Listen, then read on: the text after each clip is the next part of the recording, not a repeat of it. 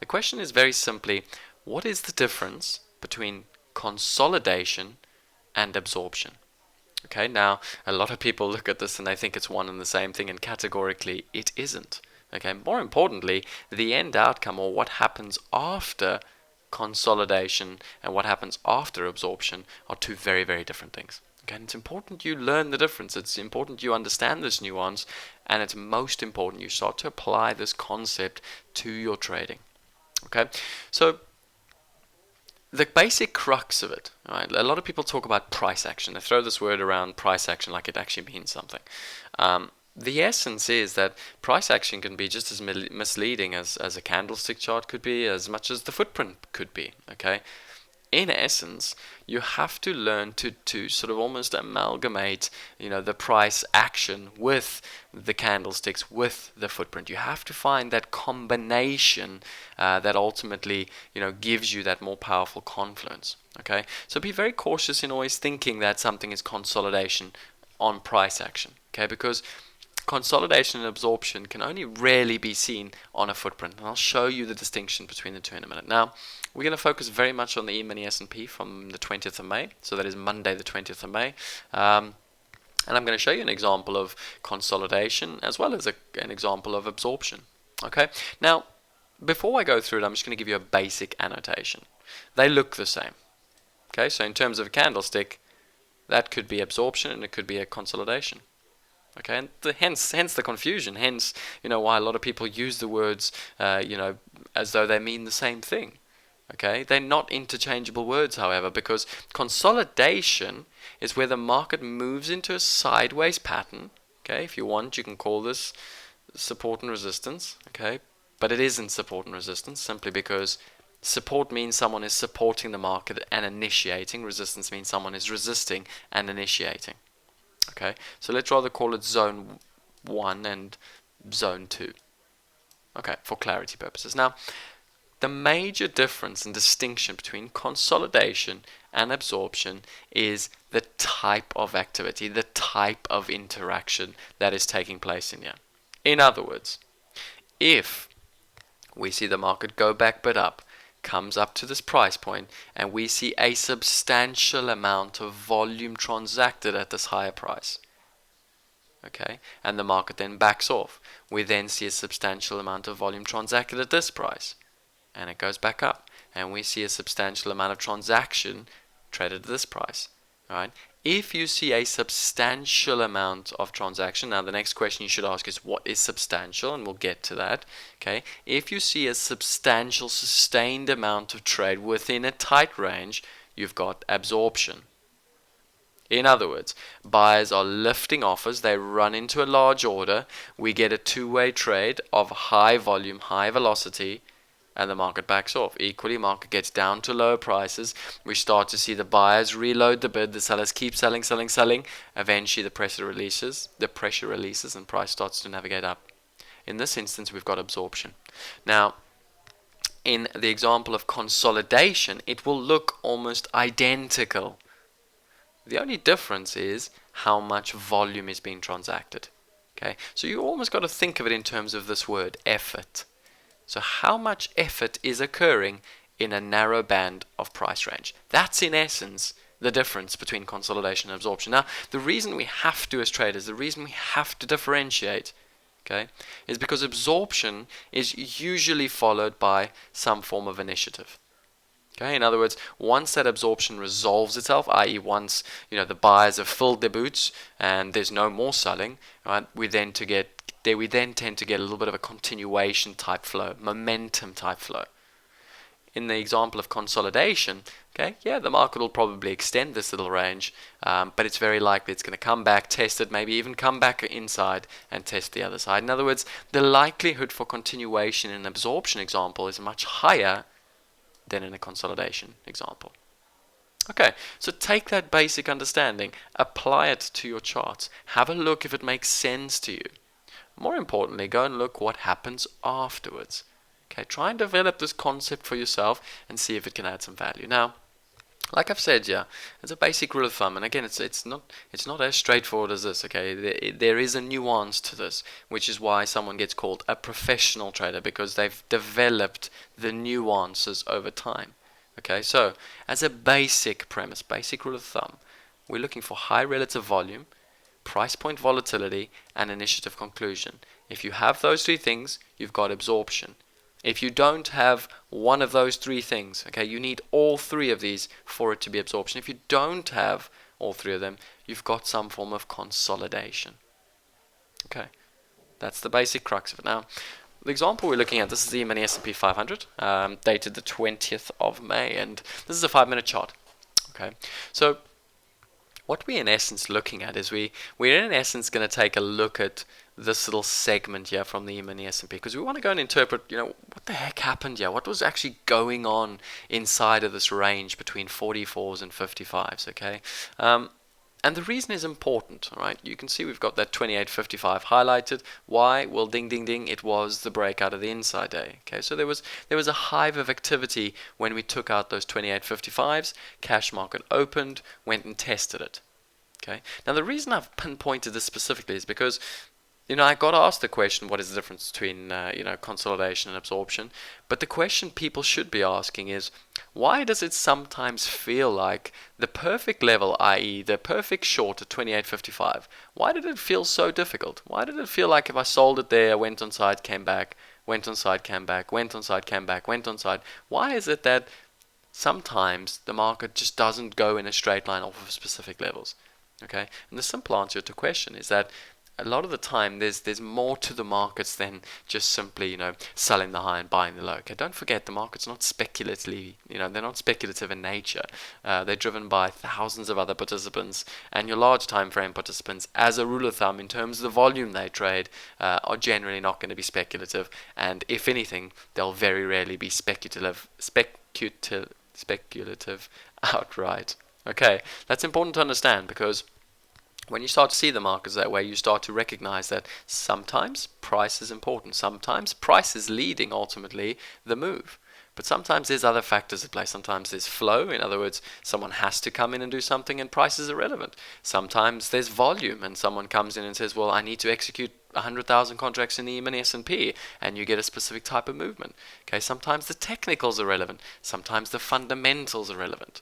It's important to be able to navigate between the different areas, and also, more importantly, it's important to note when your specific expertise, are effectively playing out in the markets. Okay, so that's the crux of it. That's why we've come to this. Now, what we're going to do is we're going to look at this. I'm going to take you through those three factors: high velocity, high volume, and initiative continuation. Okay, I'm going to show you almost a perfect imperfect example. But then I'm going to show you the implications of what happens thereafter. In other words, what does it mean going forward? Okay, so let's get the E-Mini S&P up. And where we're going to start our analysis is we're just going to come into that inside daybreak. So what you can see as a market profile, and this is yesterday's session, little double distribution. We'll talk about that in a minute. But what we can see is two bouts of volatility. Okay, we can see an initial bout of volatility, 28.71. And then obviously the second bout of volatility, the 28.60, where we had the breakout, the inside daybreak that traders were harping on about. Right? We then came back. Now on a chart, if you look at this, it's almost picture perfect. Okay, it's almost picture perfect how if you just sold that inside daybreak retest with one handle stop, eventually it went 22 handles on side. Straightforward. Okay, a lot of you should be going, oh yeah, it was obvious, it was a short. Well, I'll tell you one thing, I was nervous as hell. Okay, I felt uncomfortable as hell. I hated the trade. I just didn't like any part of it. It just felt so uncomfortable. Okay, but that's where the learning phase comes in. That's where the real learning comes in. Because then what I do in a debrief is I go away and I say to myself, let me go and examine why the heck it was so difficult up at these 28.55s. Okay, rather than say, oh, I was right, I sold it at 28.55s and the price action was horrible and I didn't make any money and I just got out because it kept going and then stopping and then going and the price action was horrible. Okay, notice that word, price action, price action, price action. What does price action even mean? Okay, the net result is the market didn't take you more than a handle offside, but ultimately it went all the way down to the low of the day again. Okay, and that's what we have to look at. We have to be objective enough to say, well, heck, what's going on here? Why is it that there was so much two-way trade? Eventually it releases, trades to the low. I've gotten out because it was very difficult, sort of two-way trade. versus eventually doing what it should do. Okay, that's how we improve. That's how we become better traders. Okay, so before I get too wound up about this, let's get into the footprint. Now, what we're looking at, okay, we're going to first go to that little breakout so I can show it to you. And we're going to come to these 28.55s. Just one sec. Let's scroll back a little bit.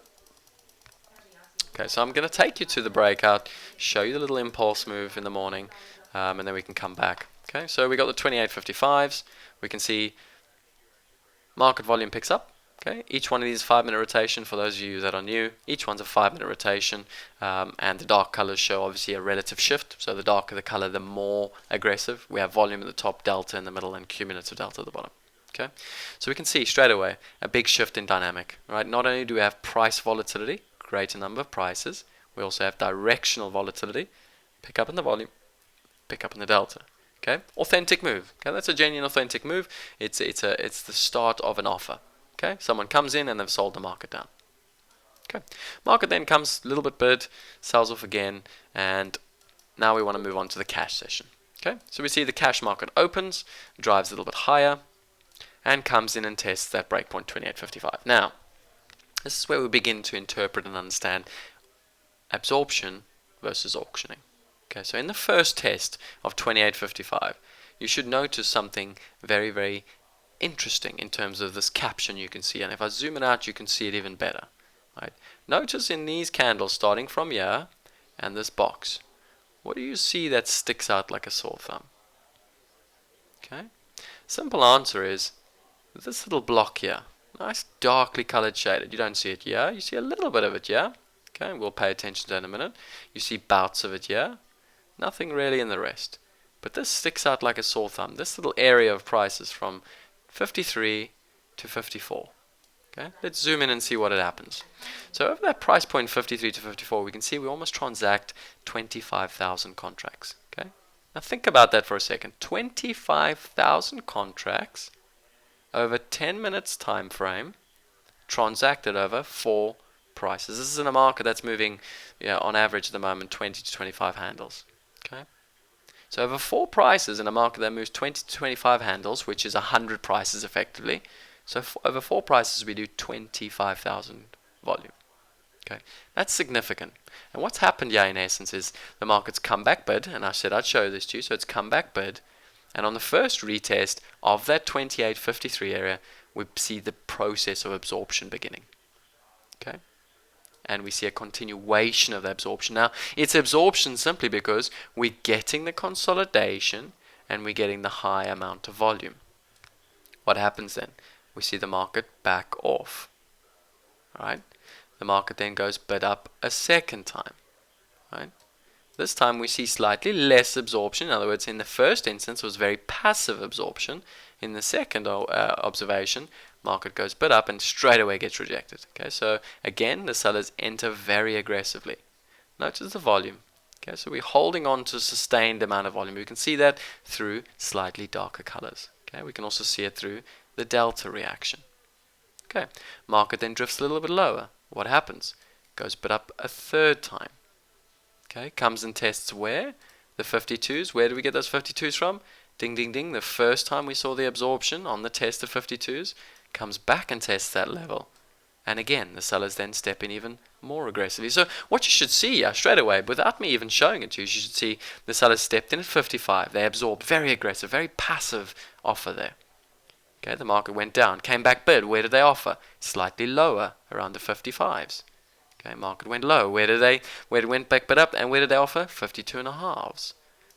Okay, so you can see the stepwise motion where we see the absorption high up, and then we see the sellers being more and more aggressive.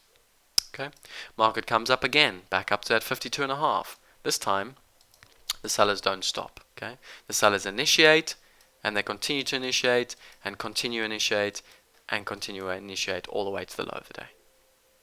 Okay, now hopefully that paints a picture for you. So we started by seeing absorption, and this is the thing, it's not just this pretty pattern I showed you in the beginning. It's not going to always be that straightforward where you can just put 2 lines on and go, oh, this is absorption, this is consolidation. Okay, the trick and the nuance is what I said. Note, it's the high volume. Okay, notice the high volume, 40,000 contracts in 10 minutes, but more importantly, 25,000 over 4 prices. It's the reaction, in other words, the delta response plus the initiative.